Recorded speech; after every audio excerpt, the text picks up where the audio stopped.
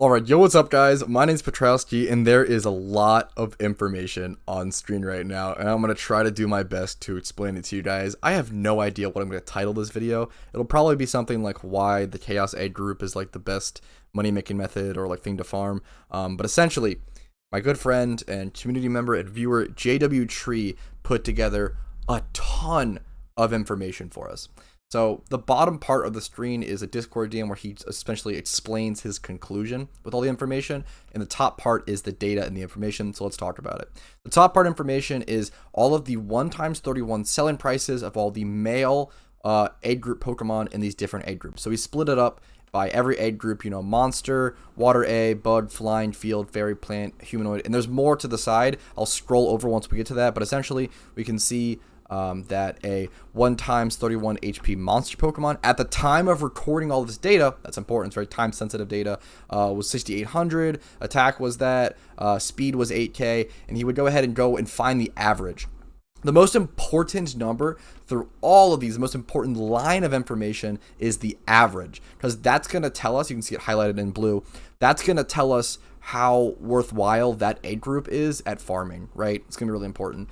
He also went ahead and marked the highest, you know, what was stat for most aid groups. It's gonna be speed. As you can see, it's pretty much speed for every aid group except for Chaos, Mineral, and I guess Rotom. But yeah, pretty interesting to see all that. Pretty cool stuff. Yeah, there's a lot of really great information on screen. Now, unfortunately, I can't share this document because it is linked to JWTree's real life name. I don't want to dox him, obviously, but I'm going to show you guys all the information I can and go over the conclusion. So we'll go through each aid group. I'm going to go through each aid group and go through each average price, and that'll give you an idea of how worthwhile each aid group is worth for farming. So let's go through it. Monster has around a 6k average price. Water A has 6,200. Bug has 5,800. Let me go back. The flying aid group has a 7,800, and I've covered the flying aid group as a really good beginning money-making method, and that's why it's got a pretty nice average base price to it. The field aid group, one of the cheaper ones at 5,800. Fairy, surprisingly cheap, although it is important. There's also important other factors, right? So the fairy aid group, for example, has a really nice base price. Even though you're not selling stuff at a 1x31 for very well with fairy aid group, you're selling each male fairy aid group Pokemon for 3k minimum because people need them to shiny breed Chansey. So this average number isn't the tell-all. It isn't like the only thing to consider. This is just aid group. There's also things to consider like species. He actually covered Rotom as a species in this document, so we'll cover that. But there's a lot of other factors, but this is a good general overview. The plant aid group, one of the worst ones at 5,400. Humanoid, one of the best. He actually marked it in his conclusion as the second best aid group to farm, and that makes sense. Humanoid is a really good aid group. A lot of Pokemon needed, a lot of really good powerful Pokemon like Conkeldurr needed for competitive play. So let's run over to the side here. All the way over. There we go. So now we see the Water C, surprisingly good. He talked about this, how he was really surprised by Water C's outcome. Water C ended up being a surprisingly good farming spot at Tentacruel, just catching Tentacruel, and that might be one of the better new beginner money making methods I might need to cover, because everyone has access to Tentacruel. You can just surf on pretty much any water across any region and encounter Tentacruel and catch them. That's really interesting. 8k on average for that. Mineral, pretty low at 6,400. Chaos, the best price out of anything except for species, I guess, but 10k the average price for a Chaos Pokemon. Really interesting to see. Water B sitting at 6k. Dittos sitting at 63.5. Now Dittos are also, you have to factor in they're very similar to the fairy aid group, where they have a really good base price of like 4k per Ditto, right? So it's important to factor in a lot of other things, like it's like 3,600 per Ditto essentially when you're selling Ditto boxes. So a lot of other things to factor in. Once again, the average number is not just the only thing. Dragon sitting at 6,000.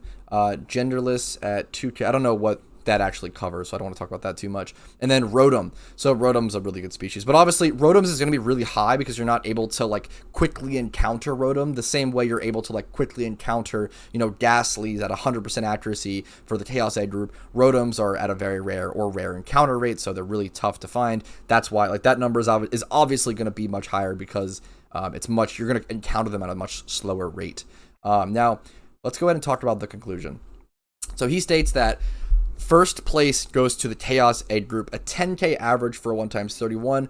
All of them are over 11, a really, really high price, over 11K. Let's look at that actually. So yeah, you can see the HP is at 11.5, the defense 11.5, the special attack is 12,500. I think he there's a typo there where he says the special defense is actually the highest earning IV out of Chaos, but it's actually the special attack at 12,500, and then special defense is 11K and speed's 11K. So everything's above 10K except for the attack. And that's where it comes into play. So the attack stat, not many Chaos Ed Group Pokemon need the attack IV. Pretty much none of them do, except for very, very niche few ones. Maybe like Stunfist, but not usually you go special. So not really even.